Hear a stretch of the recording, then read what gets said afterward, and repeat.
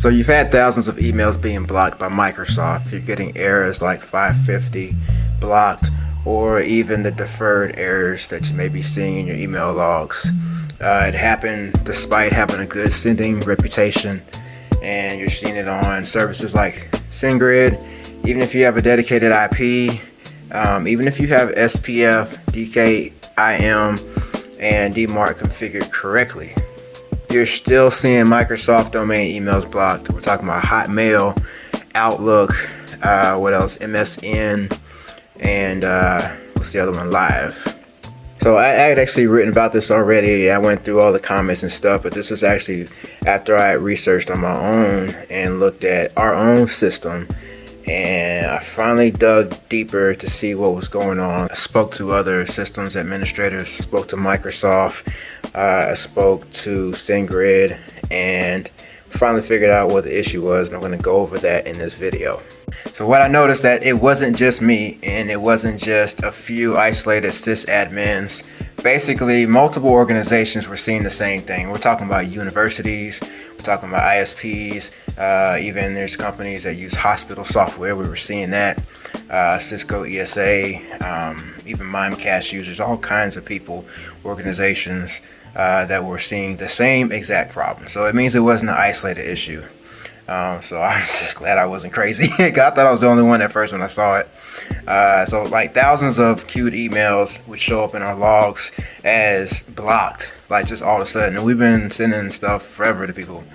And it happened more than once within the past like 2 weeks. So from what it looked like, it was a broader change that Microsoft did, some tightening with their filter, but it just took a minute to actually understand what exactly it was. So basically there were two types of errors that people were seeing. One was the 550 error, which simply just means blocked, right? And then there's a deferred error message that would come, and that just means rate limited. And you could see either one of those. I think that's a 451 error if you look in your error logs. And what that deferred message means is that they're throttling your emails, and you got to wait some time for it to either be delivered or sent to junk. And most of the time it just be sent to junk or your spam. So messages get stuck. We had tens of thousands of messages stuck.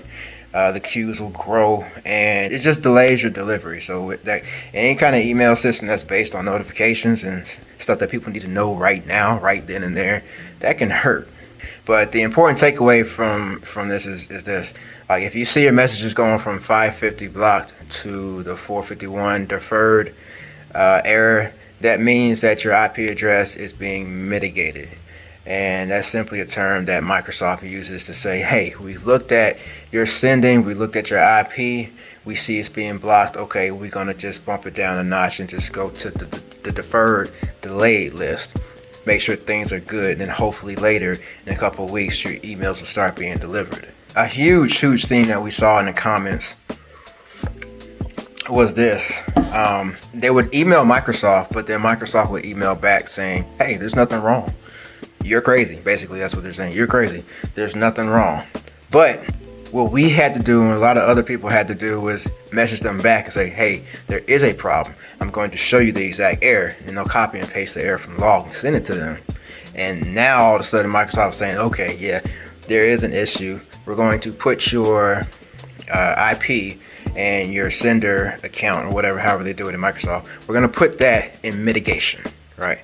And that's simply just saying we got to give our system time to process the fact that you're a reputable sender and they don't want to block your emails anymore. So we're going to slowly make sure that they start going through. You know, they could tell you that the SNDS shows no issues, but the emails are really being blocked. And the reality is that Microsoft looks at sender reputation, they look at IP behavior, they look at header analysis, authentication alignment, and also unknown internal signals and stuff. And this is like me. I have a younger brother. He spent 4 years at Microsoft in Microsoft management over a senior engineering department. And it's a common thing that sometimes changes and updates are made and it'll affect things, and then they'll just wait and see what happens. And when they get enough complaints, now they're going to roll it back. That's just how the internal system of Microsoft works. They're not going to explain what triggered it. That's just Microsoft big boy rules. We're gonna get to the real fix, the real thing that solved our issue. So step one, I had to contact Microsoft multiple times. Do not accept the first response, okay? I sent them the exact SMTP error code, which in my case was 550. And I send them my IP address because we have a dedicated address. We send that to them as well.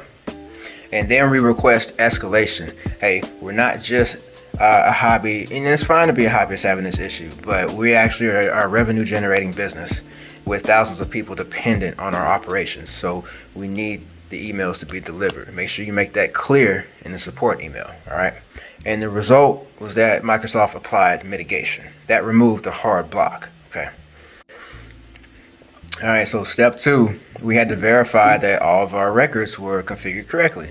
This is SPF, DKIM, and then we got to make sure that our DMARC is aligned. So when we checked that, there was nothing broken there. Again, all of our emails have been delivered before, and Google and Yahoo, everything else has been delivered fine for years and years and years. So SPF had to have been working, DKIM had to have been working, DMARC had to have been working, right? So it had to be related specifically to Microsoft. Now, step three, we checked one thing. We checked our SendGrid settings, and in our SendGrid settings, we saw a newer setting called reverse DNS. And this is not something that's always been available in SendGrid. I remember I've been with them for years and years and it hasn't always been there. We checked it. Guess what? It was not configured. So what does that mean? If you have a filtering system that checks for reverse DNS, meaning they want to make sure that IP address is actually tied to the domain that you're actually sending from. If that lookup fails, then hey, that's a strike. Now, one commenter had mentioned this, and I do want to bring this up. They said that Microsoft began aligning with Gmail and Yahoo stricter rules.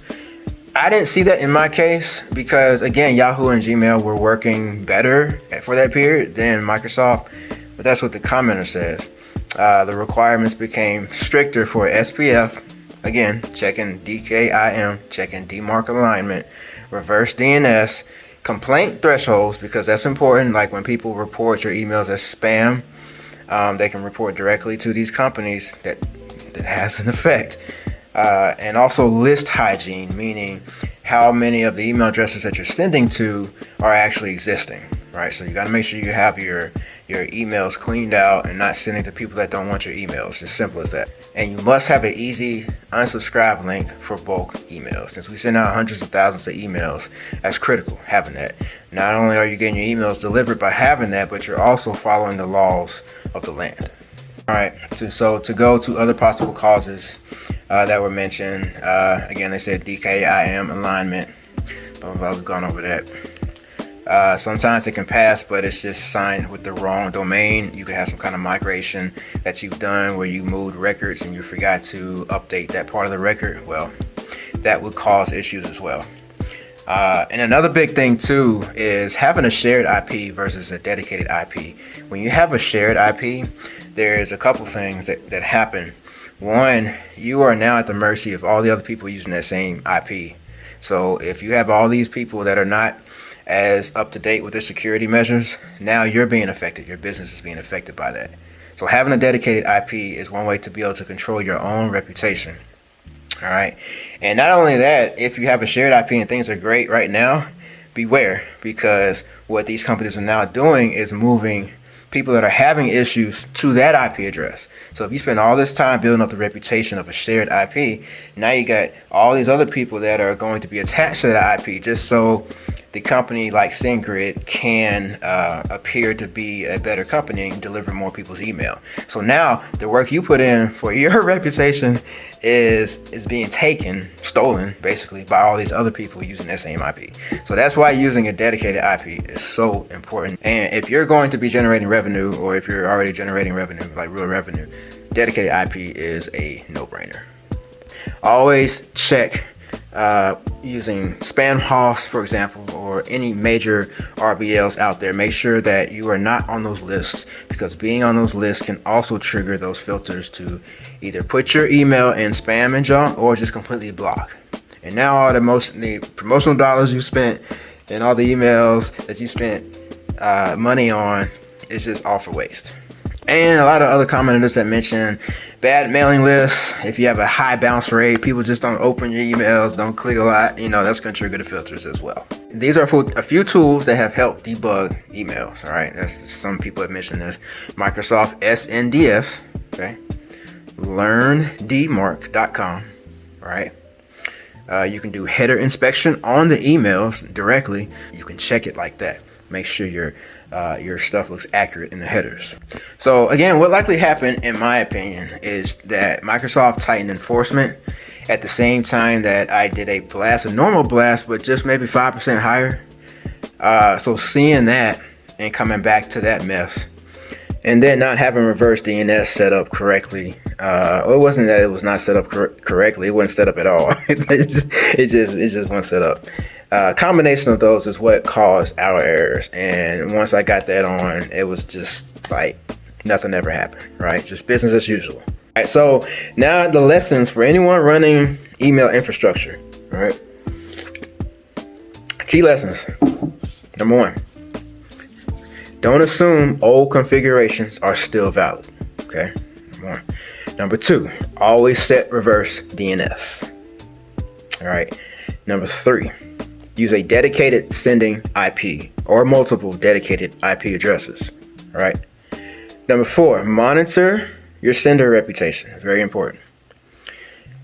Next, I think this is 6. Yeah, this is 6. Keep logs of SMTP responses. You don't have to keep years and years of it. Just go back maybe 6 months. Make sure you can easily assess those logs are easily accessible, so you can see exactly what the error message is and you're not just guessing. All right. And then finally, number 7, never trust Microsoft support. Okay, don't trust Microsoft support. At least don't trust the first reply. The senior engineers are going to know more than the interns, but the interns are going to get most of the work. All right. So this is the final update. All of our emails are flowing fine, completely normal, no new blocks. Our queues have been cleared, right?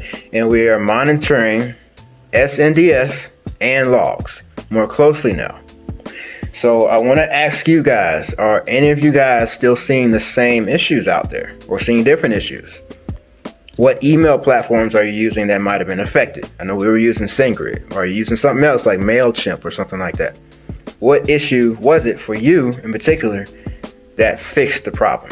Let us know, share with your team, share with anybody you think is going to find this valuable so everybody can just get back to working without Microsoft tripping. All right.